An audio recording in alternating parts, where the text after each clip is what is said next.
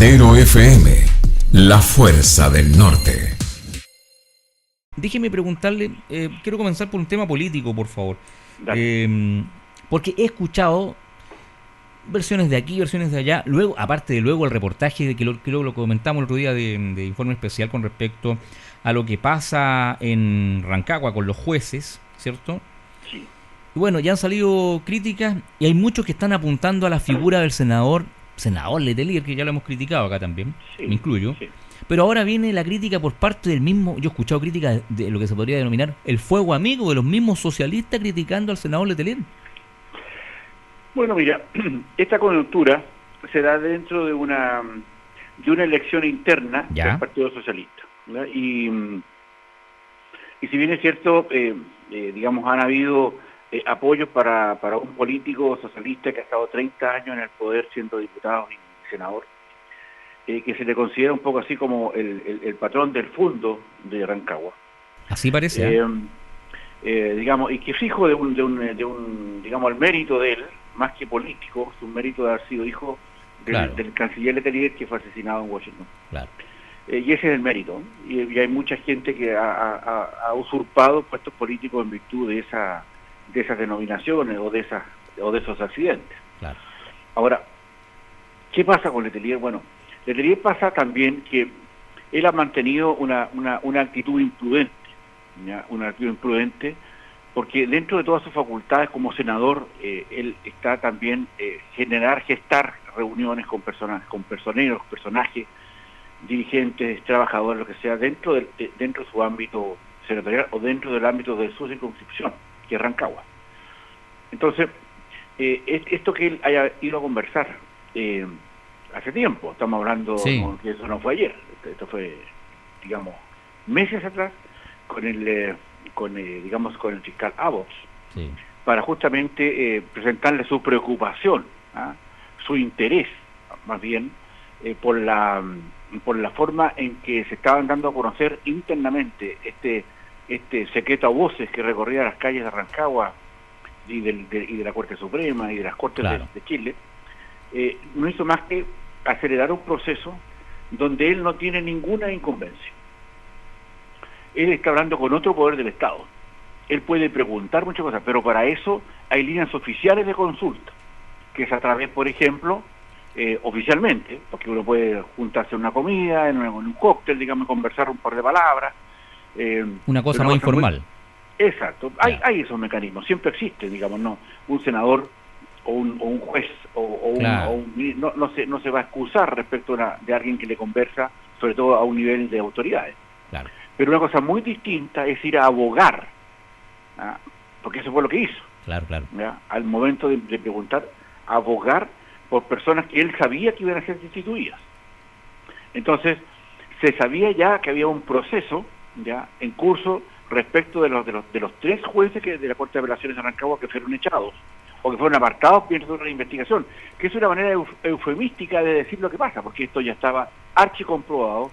Ya antes de tomar la decisión de apartarlo ya había escuchas telefónicas, había todo un tema que la Fiscalía de Rancagua había llevado adelante. Entonces, lo que hace Letelier, aparte de ser torpe, ya es imprudente, porque obviamente nos íbamos a preguntar todos qué hacía Letelier conversando con un fiscal y abogando por sus amigos. Claro. Estas personas no son conocidas, no son personas que él, digamos, la vio, la miró y sabe quién es, sino que esta persona, Letelier, conoce a los jueces que ha echado, ¿ya? Y sabe de las causas, probablemente porque como senador no le podemos quitar el mérito que no sabía. Un senador, una autoridad, un diputado, no puede alegar desconocimiento de una causa, porque su obligación es saberla. ¿Te das cuenta? Entonces, ahí hay un tema particularmente puntilloso, porque además Letelier tiene los contactos, tiene los tentáculos y tiene las redes para saber lo que pasa. Ya son 30 años de ejercicio político como diputado y como senador de la zona. Se imaginará lo que eso significa. Claro. Entonces, él creyó... Él es el caudillo. Él es el caudillo de la zona. Sí. Exacto. Él creyó que con que el caudillaje, ya con cual nosotros los ciudadanos le prestamos a personas para que sean autoridades por un tiempo, claro, podían hacer lo que ellos querían. Pero Perdón, te escucho. Pero perdón, o sea, estamos viendo acá un caso, y perdón que me detengan esto, un caso notable, digámoslo así, de un caso de caudillismo en esa zona, en Rancagua. Pero a lo que voy es que a lo mejor en otras zonas del país, de hecho los hay, también hay caudillos. Lo que pasa es que no se han mostrado de esta manera, pero también actúan, eso que quiero dejar en claro, también actúan de la misma manera. De repente no actúan ellos, pero sí tienen operando a su gente, tienen a los operadores. Ese es muy buen punto, Pepe. Pero claro. Porque, claro, entonces, esto no es una práctica del senador, claro. Es una práctica que está hecha en todo, digamos, en todo el orden, digamos, de la autoridad parlamentaria, sí. Pero particularmente esto se maneja cuando se sabe que van a hacer cosas así de una manera distinta. Hay más, como te puedo decir yo, hay digamos, antecedentes, hay modos, claro. Hay circunstancias que hacen más aconsejable guardar cierto sigilo respecto a esto. ¿Ya? Sobre todo porque estando dentro de una particular campaña política del Partido Socialista y sabiendo que hay muchos próceres del Partido Socialista que no quieren a Letelier, y no lo quieren no porque su cargo político venga de una consecuencia trágica de su padre, porque ese es el mérito. Vienen porque él ya ha tenido problemas con la justicia. Él ya estuvo detenido por causa de cohecho o por causas que relacionadas con cohecho. Es que ahí hay un tema también, porque usted dice estuvo detenido, eso fue el 2003. Pero ¿qué pasa? A lo mejor en esa época, digo así, a lo mejor en esa época pasó colado por varias cosas, porque la gente era menos empoderada, porque no existía Twitter, no existían las redes sociales, y pasó, entre comillas, piola. Exacto. Porque teníamos canales de información que es 1, 2, 3, la radio, la tele, el diario, etcétera. Entonces, y sobre todo, Pepe, ¿sí? Porque él fue absuelto no por unanimidad. Esto salió de la cárcel por votos divididos. Además. ¿Te fijas? Sí. Entonces, obviamente, había responsabilidades que él obtuvo y salió más bien por sus conexiones con la justicia. Quedó demostrado con el paso del tiempo. Entonces, la pregunta que nos hacemos hoy día es si eso que ocurrió en el 2003 no es consecuencia de lo que está pasando hoy día para preocuparse de, no tal vez de los mismos jueces, sino que de otros que le hicieron el favor de no meterlo preso ni desaforarlo. Claro. Entonces, ojo, porque el punto ese es importante. Entonces, la imprudencia cuesta cara, y que lo haya hecho el Partido Socialista, que ha pedido a algunos de sus militantes, tampoco fue una cosa orquestada contra él, sino que un militante lo está pasando al Tribunal de Disciplina, claro, para ver si acaso corresponde o no, digamos, hacer una investigación o no. Por lo tanto, por ahora, aparentemente le están quitando, o suspendiendo su militancia. Que es una manera de decirlo elegantemente, ¿te fijas? Claro. ¿Te fijas? No, es una manera de digamos, decir, ¿sabes qué? Para que apuremos para que mañana venga otro dato importante y esta cuestión se olvide, porque esto nos pasa, hay tanto tema que ver que finalmente se olvidar. Pero también da, y a eso me refería recién, Pepe, distinguidos auditoras, a que hay una elección interna dentro del Partido Socialista. Y esta es un asunto muy importante porque la fortaleza que tenía hoy día Elizalde, el senador Elizalde, que lo salió a defender digamos, a Letelier, etcétera, para poder reelegirse están más difíciles, porque hoy día hay una lista paralela. Y en la lista paralela viene la expresidenta, digamos, de la Cámara de Diputados, ¿ya? También nieta de Salvador Allende. Ella se llama Maya Fernández. Maya Fernández, sí. Maya Fernández Allende. Sí. Curiosamente, en la otra lista con Elizalde, se han puesto de acuerdo su tía, ¿ya? Que es la senadora Allende, con... senadora por Valparaíso ahora. Por Valparaíso ahora, antes era por Atacama. Sí, exacto. Y ahora, y junto con Insulsa, quieren apoyar a Álvaro Elizalde. Entonces, aquí hay un problema también interno, ¿te fijas? Claramente. Que la ha situado y ha sido también imprudente, digamos, Letelier, en el momento de, él tiene personas que quieren desbancarlo, ya no quiere que sea más senador, y la ha llamado, digamos, almas carroñeras. Ah, claro. Sí. Entonces, claro, le están dando con todo, internamente dentro del Partido Socialista, no lo quieren ver una facción importante de ese partido, olvidemos que tiene diversas facciones en el Partido Socialista, y en esta hay muchos que le están disputando su cupo, y eso también pasa porque se ha abultado el tema, y Y estas elecciones internas que van a ser el próximo mes, ya suponen que acá el tema de central va a ser si se apoya o no, o cómo el Partido Socialista ha quedado nuevamente ya manchado por unas circunstancias de unos de sus senadores, porque en el fondo dice, ¿qué más estarán haciendo? ¿Sabía esto o no la directiva del partido? Claro. ¿A quién le comentaba o no, digamos, le tenía, digamos, sus reuniones? ¿A quién se las pidió? ¿A quién le dijo? ¿A quién le informó? Claro. ¿Te fijas? Entonces, hay todo un tema que con el tiempo va a ir, digamos, amainando, pero también da cuenta, Pepe, que este es un asunto que no, es un asunto no menor, porque tiene que ver con toda la pudrición que hay dentro del Poder Judicial, que ha sido la voz de resonancia, justamente el lugar donde le tenía el Senado, que empezó por Rancagua. Hoy día ya hay 11 jueces, 11 jueces que ya van a hacer de nuevo un estudio para personas que iban a postular a jueces dentro de ternas que, digamos, del propio Poder Judicial, ya han quedado ya vacantes, porque no se sabe cuánta es la influencia que voy a tener los jueces, que estos que fueron apartados en los nombramientos de los que venían.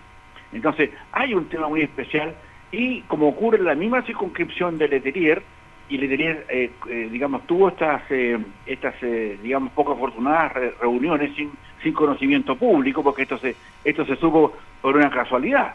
No es que lo señaló, además, no es que lo dijo, claro, ¿te fijas? Claro. Entonces, lo pillaron. Exacto. ¿Te fijas? Es el cuento, lo pillaron. Fue pillado. Entonces, exacto. Fue pillado. Entonces, ahí hay un tema que va a traer más consecuencias, y bueno, y veamos cómo remece esto el tema político, el tema judicial, y también la manera de los apoyos que tenía Letelier dentro del Partido Socialista, o a quienes él decide apoyar.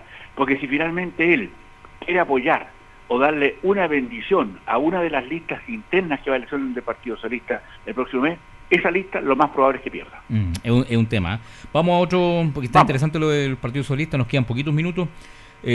Quiero preguntarle para que usted nos explique o nos enseñe de alguna otra manera, porque está la escoba.